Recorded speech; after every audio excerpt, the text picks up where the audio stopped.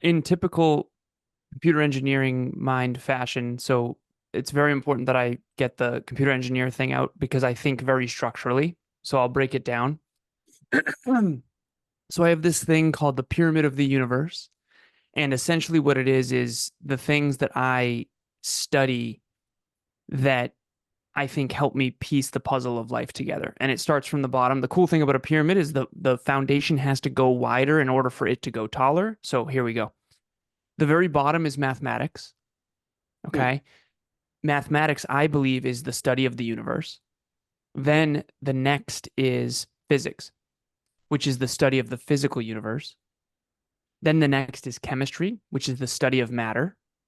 Hmm. Then the next is biology, which is the study of living organisms. Then there's physiology, which is the study of the human body. Then there's neuroscience, which is the study of the human brain. Then there's psychology, which is the study of the human condition, the human mind.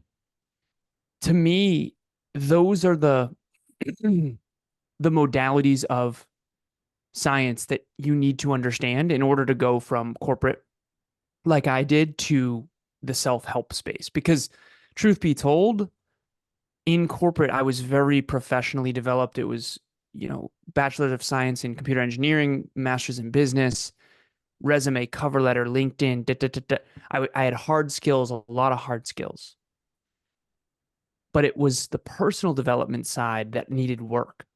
And when I was 26, I got in a car accident that really got me to question my life. And that's when I found self improvement and personal development and personal growth and mental health and the inner work.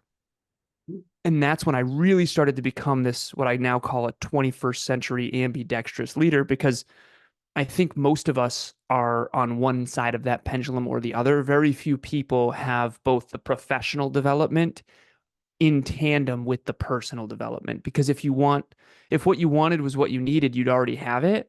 So what I've found is the people who love what I call STEM-BIF, science, technology, engineering, mathematics, business, and finance, usually they're lacking the inner work. Hmm. And the people who have the inner work and they're these holistic, wonderful, heart-driven, empathetic, emotionally intelligent people, but they don't know the economy at all. Hmm. And it's been very hard for me to see some of my colleagues from the past are very successful in the economy, but they're still very immature inside. And then there's really mature, well-developed human beings that just don't succeed in the economy. It's in the 21st century with technology. And so to me, and then there's some people who do both. And I want to recommend to everyone, myself included, that we do both because I didn't get a therapist until my 30s, and that was a huge mistake. Hmm. The number one thing that bothers me is the inaccurate thinking. The core value that I have three core values. One is legacy, one is candor, and one is rationality. You mentioned rationality. Hmm. Rationality is a deep belief in thinking as accurately as possible, knowing that you're always somewhat inaccurate. In other words, all of us are really guessing at our own level of intelligence, guessing at other people's. How accurate can you be is my question. That's the question that I think of a GPS. My Tesla, for example, we have a supervisor mode where it kind of drives itself and Hmm. it's really cool. It's really cool. But imagine if the Tesla didn't have, so it has nine cameras. So it has three in the front, one in each driver's side door, and then one in each back seat door, and then one in the back, and then one in the actual car.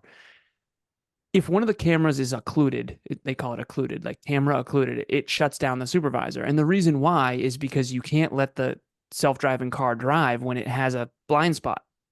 Yeah. If the truck's coming this way, the Tesla needs to be able to change lanes, which works really well when the camera's there, but it won't let you do it when the camera's not. I think that's the problem in life with most people, particularly in the self-help space. They don't understand how inaccurate they are. When it comes to the science of it, the first principles of it. I don't care what your opinion is. Hmm. Gravity is 9.8 meters per second squared, and there is no opinion about it. That's the truth. That's the accurate, measurable truth.